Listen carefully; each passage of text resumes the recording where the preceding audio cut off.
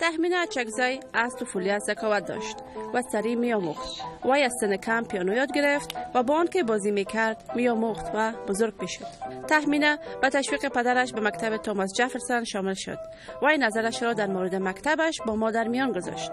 این مکتب توماس جفرسون های اسکول برای ساینس تکنولوژی یک مکتب از درجه اول امریکا است و سطح تعلیمیش بسیار بلند بود. پدرم وقت مرا تشویق کرد که در این مکتب خود شامل کنم. من سرش کم فکر کردم، باز تصمیم گرفتم که برای آینده‌ام خوب می باشه. تهمینه نقاشی یاد گرفت و افکار و تصورات خیش را در نقاشی‌هایش می‌گنجانید. وی به تشویق خانواده‌اش فرهنگ افغانی را یاد گرفت و در مورد مذهب آموخت. کارهای هنری وی جالب است.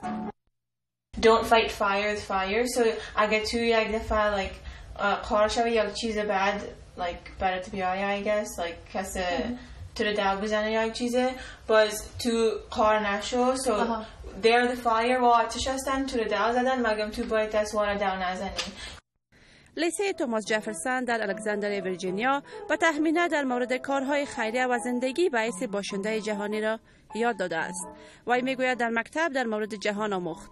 در مکتب رئیس یونیسف هستم. یک کلاب است که ما برای اشتکا کمک میکنیم. یک دفعه برایشان سامان بازی جمع کردیم از کل مکتب و در افریقا برایشان روان میکنیم که همراهشان بازی کنن و یگان دفعه برایشان کارت نوشته میکنیم روان میکنیم. به نظر تهمینه اطفال افغانی که در امریکا بزرگ می شوند می توانند اصلیت و ارزش‌های فرهنگی افغانی را حفظ کنند و با آن پیوند داشته باشند. ما که بسیار خرد بودیم، پدرم میخواست اینجا در این خانه کوچ کنه از خاطر مسجد اینجا در پیش سرک مسجد است و ما میتونیم اینجا پای پیاده بریم و هر یک شنبه ما بر 4 ساعت میریم یک صنف میگیریم در اونجا که راجع به اسلام برای ما یاد میده.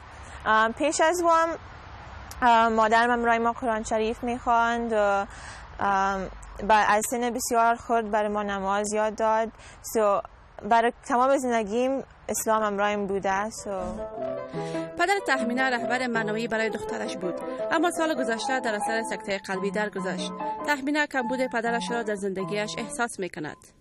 من بسیار خوش هستم که من تانستم که از این مکتب مشکلام بود مگه من تانستم خلاص کنم و خوشم که هستم مگه کمک افسوس میکنم که پدرم نیست همراهم از خاطر او بسیار مرا تشویق میکرد مگه پارسال او فوت کرد. برای من کمک سخت هستم مگه من احساس میکنم که همراهم است هر وقت. به تاریخ 25 ژوئیه سال جاری تهمینه از لیسه توماس جفرسون با نمرات عالی فارغ شد. مادر تهمینه رنا بکتاش در فراغت وی با آنکه مفتخر بود اما کمبود پدر تهمینه هر دو را متأثر ساخته بود. امروز گفتم اگر فارغ میشم متاسفانه کسی که باید در این روز بسیار بزرگ کنار ما می بود نیست و ما ایره به نام از او میخوایم تجلیل کنم.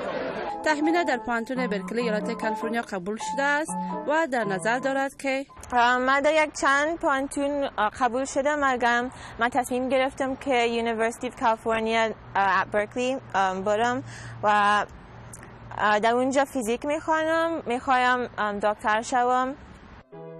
ژیلا ناصری و اکمل خالقی، فیرفکس ویرجینیا، تلویزیون آشنای صدای امریکا.